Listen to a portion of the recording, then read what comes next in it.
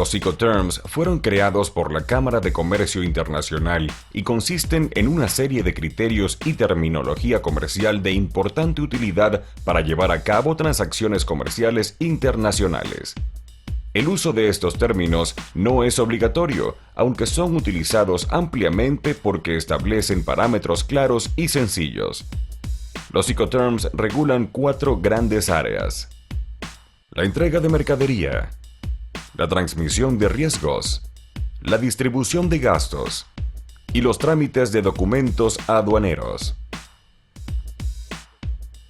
Los Incoterms se dividen en 4 categorías: E,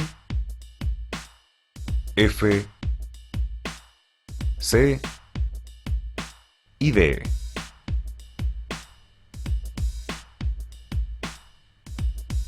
La primera categoría, la E, acuerda que el exportador entrega sus productos al importador en la misma fábrica, o sea, a la salida. En la segunda categoría, la F, el exportador se encarga de entregar la mercancía al medio de transporte escogido por el cliente sin hacerse cargo de los costos de este último. En la tercera categoría, la C, el vendedor se encarga de contratar un medio de transporte y entregarle la mercancía. En la última categoría, el vendedor se hace cargo de todos los gastos y riesgos necesarios para llevar la mercancía al país de destino. Los diferentes términos de los Incoterms los revisaremos a continuación.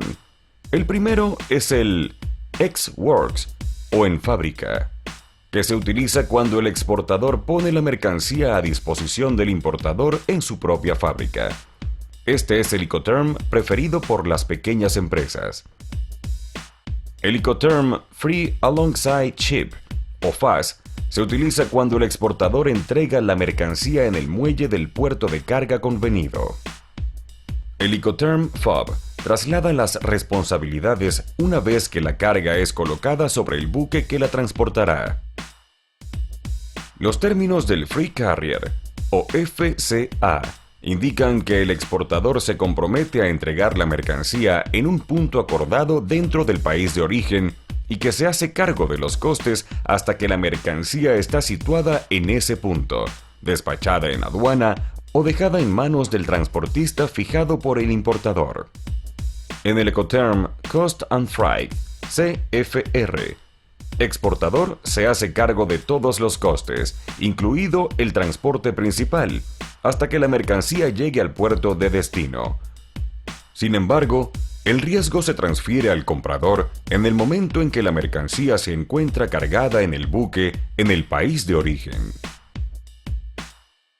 Incoterms 2010. Continuemos. CIF. Este Incoterm, Cost, Insurance and Freight, se usa cuando el exportador se hace cargo de todos los costes, incluidos el transporte principal y el seguro, hasta que la mercancía llega al puerto de destino.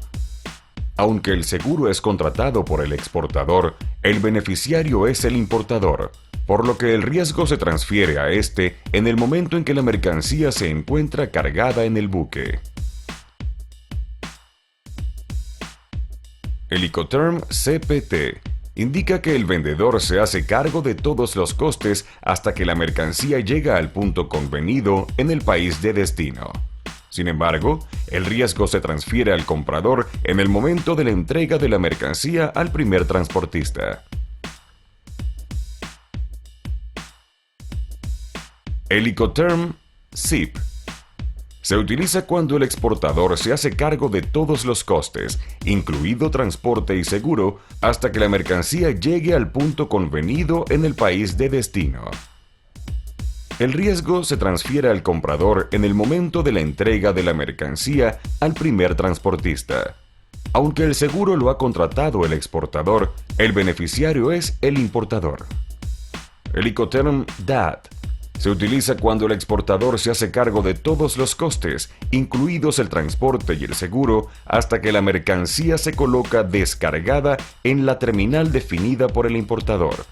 También asume los riesgos hasta ese momento. El Incoterm DAB cumple la misma función que el DAT, solo que el exportador cumple con la descarga de la mercancía dejándola a disposición del importador. Con Incoterm Delivered Duty Paid, DDP, el vendedor paga todos los gastos hasta dejar la mercancía en el punto convenido en el país de destino. El comprador no realiza ningún tipo de trámite. Los gastos de aduana de importación son asumidos por el vendedor, por lo que es utilizado por las empresas más experimentadas. Recuerde que también puede utilizar los Incoterms anteriores, como el DAF, DES, DEQ y DDU, de la versión del año 2000, que el 2010 fueron reemplazados por el DAT y el DAP.